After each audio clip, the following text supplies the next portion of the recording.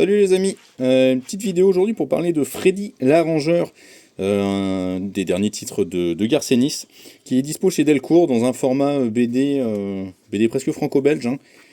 Et ça se comprend puisque même au niveau de la pagination on s'en rapproche avec un récit complet d'une cinquantaine de pages à peu près, qui est très bien. Moi j'ai beaucoup aimé en tous les cas cette histoire, qui fait un peu penser à du John Constantine sur certains aspects, puisque entre le fait que le personnage soit britannique, qu'il plonge dans l'occulte.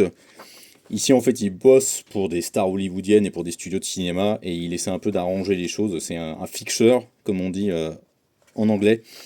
Donc quelqu'un qui règle les soucis des uns et des autres, ici en plongeant à fond dans l'occulte, avec l'esprit Garcenis, irrévérencieux, gore, mais qui fonctionne très bien, où tout le monde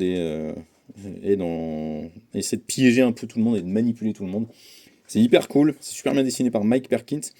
Et surtout, malgré le fait que le récit soit court, donc comme je l'ai dit, c'est une cinquantaine de pages, en fait, il est hyper bien, il est très carré, en fait. C'est-à-dire qu'il n'y a pas besoin de plus, mais on en redemande à la fin parce qu'on a envie, et bien que cet univers se poursuive finalement, qu'il continue et qu'on voit d'autres choses, d'autres éléments.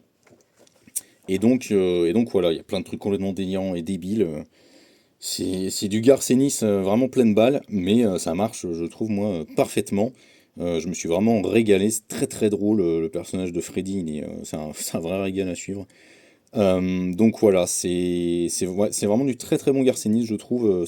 En fait, ça marche bien dans ce que ça fait, quoi. Et finalement, je trouve que ça n'a pas besoin de plus, puisque l'histoire se suffit à elle-même, en fin de compte, là-dessus. Et comme je le dis, ce qu'on aurait envie de voir en plus, c'est plutôt l'univers se développer, donc retrouver ce personnage-là, qui fait vraiment penser à à un John Constantine,